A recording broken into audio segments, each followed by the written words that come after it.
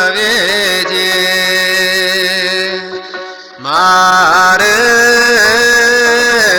ማርያም ሆይ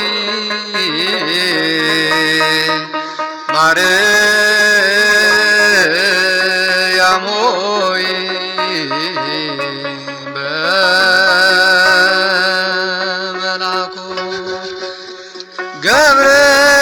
ገብርኤል ሰላምታ ሰላም እልሻለሁ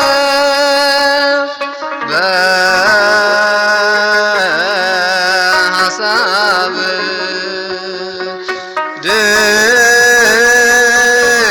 ድንግል ነሽ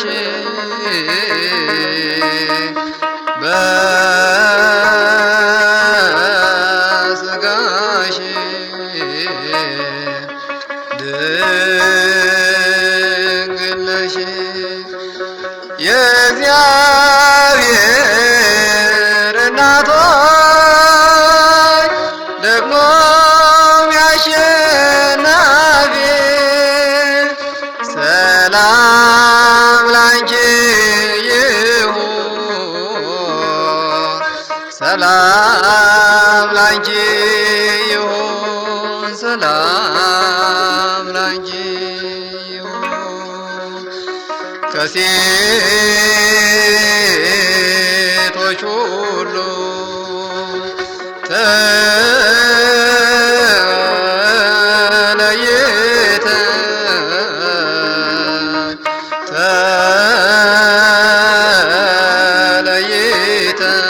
ተለይተሽ የተባረክሽ ነሽ ቡሩክ ከተባለ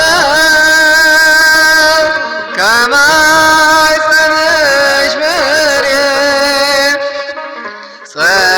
ጸጋን እንድናገኝ ለምኝልን ዛሬ ለምኝልን ዛሬ ለምኝ ወደ ልጅሽ ይቅር እንዲለን የዘላለም ሕይወት ለእኛ እንዲሰጠን ለእኛ እንዲሰጠን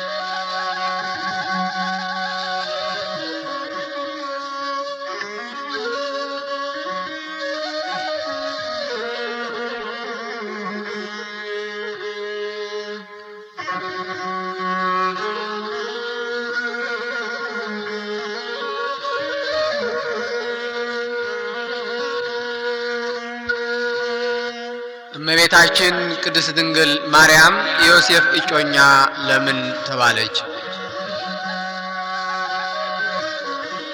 ቅዱሳት መጻሕፍት እንደሚያስረዱት እመቤታችን ቅድስት ድንግል ማርያም ለእግዚአብሔር አስራት ወይም ስዕለት የተሰጠች ስለነበረች በቤተ መቅደስ ውስጥም ዕድሜዋ 15 ዓመት በሆናት ጊዜ ሊቃነ ካህናት በሰዋስወኛ አስተሳሰብ የሴቶች ልማድ እንዳይመጣባት በማለት ተማከሩ።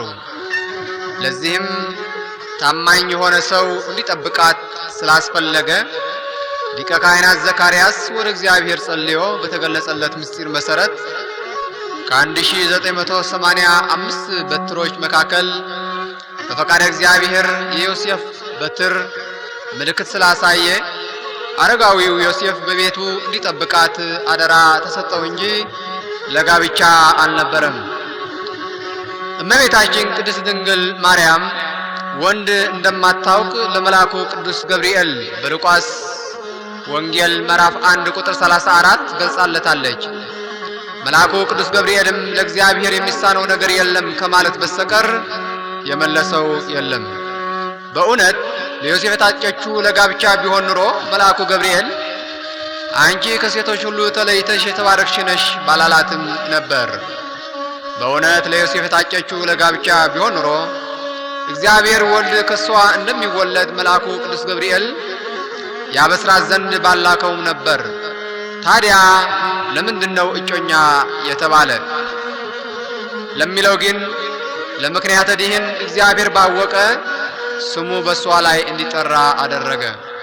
ለዚህም በማቴዎስ ወንጌል ምዕራፍ 1 ቁጥር 19 ላይ እንደምንረዳው እናቱ ማርያም ለዮሴፍ በታጨች ጊዜ ሳይገናኙ በመንፈስ ቅዱስ ጸንሳ ተገኘች።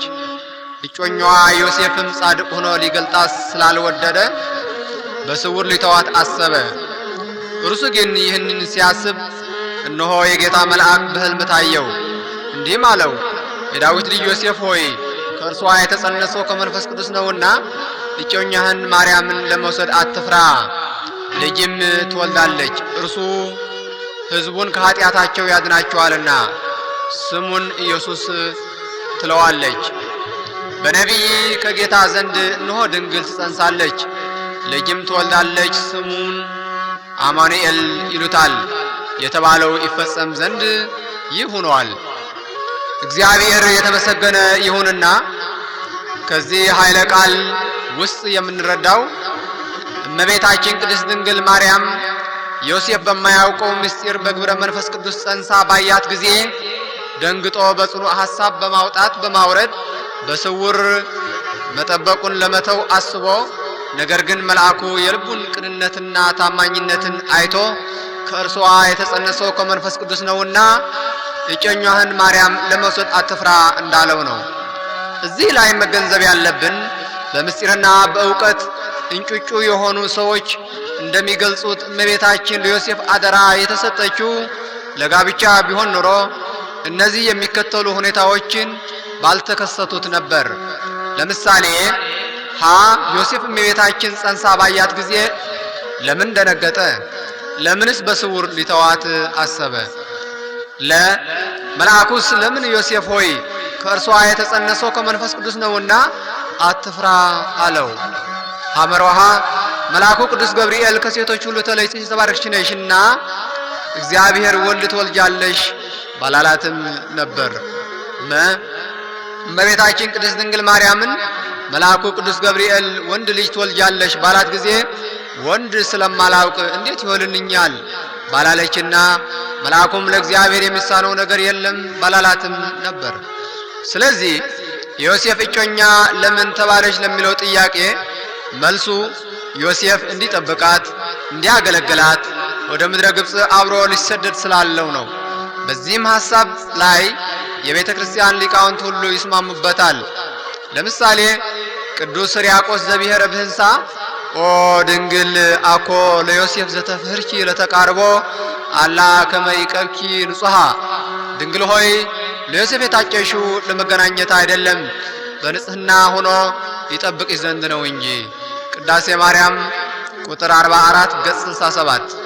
ቅዱስ ኤራቅሊጦስም ስለ ብስራት በገለጸበት አንቀጹ ዮሴፍ ራሱ አገልጋይ የሆነለት ምስጢር ምንድን እንደሆነ አለማወቅን ኢያእመረ ምንት ውእቱ ምስጢር ዘኮነ ሎቱ ላይክ ኢያእመረ ከመ እግዚእነ ኢየሱስ ክርስቶስ ዘበእንቲአሁ ተነበዩ ነቢያት ይትወለድ ዘእንበለ ዘርአ ብእሲ እምነ ብእሲ ዘተፍህረት ሎቱ። አገልጋይ የሆነለት ምስጢር ምንም እንደሆነ አላወቀም። ለእርሱ ከታጨችለች ከድንግል ነቢያት ስለ እርሱ የተናገሩለት ጌታችን ኢየሱስ ክርስቶስ ያለ ዘር እንዲወለድ አላወቀም ብለዋል።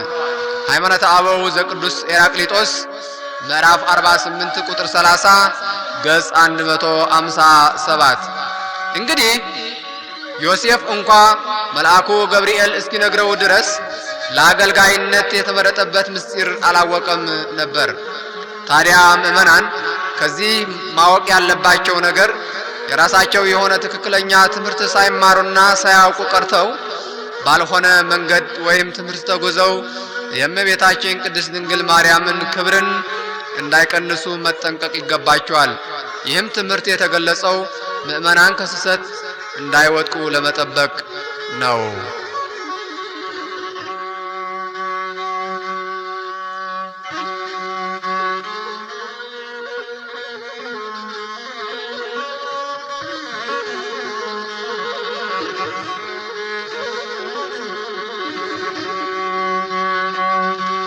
ዘላለማዊ ድንግልናዋ እመቤታችን ቅድስት ድንግል ማርያም ዘላለማዊት ድንግል ናት።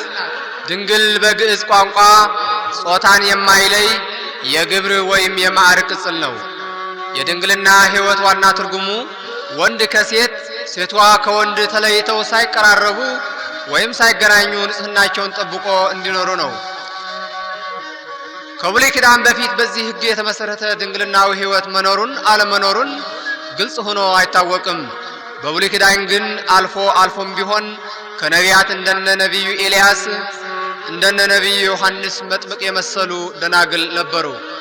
ስለ ሴቶች ድንግልና በብሉይ ኪዳን ተደጋግሞ የሚነገረው ባል እስኪያገቡ ድረስ ያሉትን ደናግል ልጃገረዶች ብቻ ነው። የጋብቻ እድሜያቸው ደርሶ ያገባሉ፣ ደናግል መባላቸው ይቀራል። ከዚህ በቀረ በብሉይ ኪዳን በድንግልና መላ ዘመናቸው ስለሚኖሩ ሴቶች የተጻፈ ነገር የለም። በሐዲስ ኪዳንም ራሳቸውን ለፈጣሪያቸው ለማስገዛት ያስችላቸው ዘንድ መላ ዘመናቸውን ጾታን ሳይለይ በድንግልና ሕይወት የሚኖሩ ሰዎች እንዳሉ መጽሐፍ ቅዱስ ይነግረናል። ለምሳሌ እንደነ ሐዋርያው ቅዱስ ጳውሎስና ቅዱስ ዮሐንስ ወልደ ነጎድጓድ የመሰሉና ሌሎችም የእነሱን ፈለግ ተከትለው የሚሄዱ ናቸው። ይሁን እንጂ ሰዎች በድንግልና ሕይወት ቢኖሩም ድንግልናቸው ዘላለማዊ የሚያሰኝ ምስጢር የለውም። ምክንያቱም ሰው ራሱ ሥጋ ለባሽ በመሆኑ ከሐልዮና በአረፍተ ዘመን ከመገደብ ተፈጥሮው ነፃ አያደርገውምና። በኢሳይያስ ምዕራፍ 7 ቁጥር 14 ላይ እነሆ ድንግል ትጸንሳለች፣ ወንድ ልጅም ትወልዳለች፣ ስሙንም አማኑኤል ትለዋለች ተብሎ ትንቢት የተነገረላት እመቤታችን ቅድስት ድንግል ማርያም ግን በስምም በግብርም ከእነዚህ ከተጠቀሱት የተለየች ናት። ዘላለማዊት ድንግል ናትና ከሐልዮም ከገቢርም ድንግል ናትና ድንጋሌ ሥጋ ድንጋሌ ሕሊናም ተሰጥቷታልና። ይህም ማለት ድንጋሌ ሥጋ በግብር ከመስራት መለየት ሲሆን ድንጋሌ ሕሊና ደግሞ በሐሳብ አለመባከን አለመመኘት። እመቤታችን ቅድስት ድንግል ማርያም ድንግል በክልኤ ናት። ይህም አንደኛው በሥጋ ሌላው ደግሞ በሕሊና ነው። ጌታችን ኢየሱስ ክርስቶስ ከእመቤታችን ሰው በመሆኑ ለአምላክነቱ መለወጥ እንደሌለበት ሁሉ እመቤታችንም እርሱን በመውለዷ ለድንግልናዋ መለወጥ የለውም። ዘላለማዊት ድንግል ናትና ዘላለማዊት ድንግል የሚያሰኛት ይህ ነውና። ስለ ዘላለማዊ ድንግልናዋ ከመልአኩ ቅዱስ ገብርኤል ጀምሮ ሊቃውንትም ከጽንስ በፊት፣ በጽንስ ጊዜ፣ ከጽንስ በኋላ፣ ከመውለድ በፊት፣ በወለደች ጊዜ፣ ከወለደች በኋላ ድንግል መሆኗን መስክረውላታል። መልአኩ ቅዱስ ገብርኤል በአበሰራት ጊዜም ከሴቶች ሁሉ ተለይተሽ የተባረክሽ ነሽ ያላት በዚህ ምክንያት ነው። ስለዚህ ድንግል በክልኤ እያልን እናመሰግናታለን፣ እናከብራታለን፣ እናገናታለን።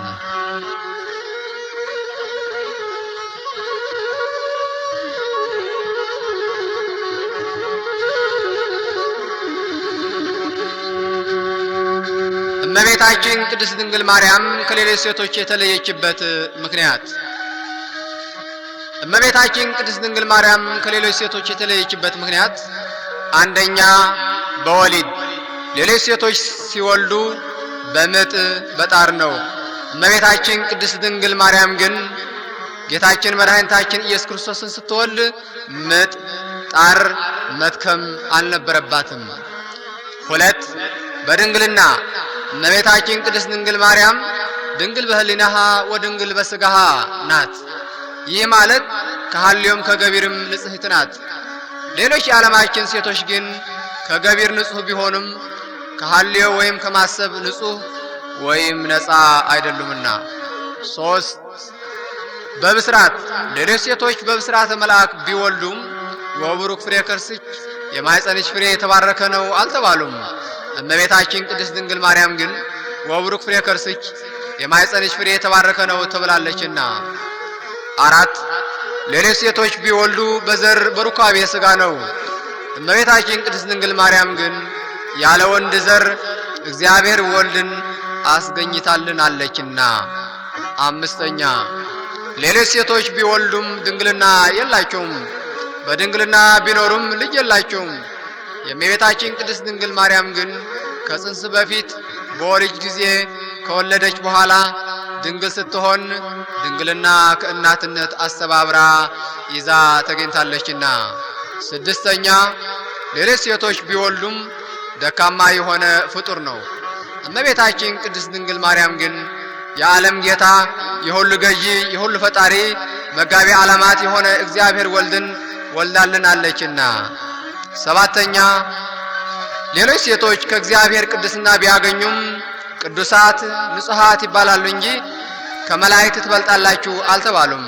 እመቤታችን ቅድስት ድንግል ማርያም ግን ከኪሩቤል ትበልጣለች ተብላለችና ለዚህም ያበቃት ወላዲተ አምላክ በመሆኗ ነው። ለምሳሌ ያህል እመቤታችን ቅድስት ድንግል ማርያም ከዓለም ሴቶች ልዩ የሚያደርጋትን ሁኔታ ለማስረዳት እነዚህን ጥቂት ቃላት ገለጽኩ እንጂ ከዚህም ሌላ ብዙ ልዩ የሚያደርጋት ነገር አለ።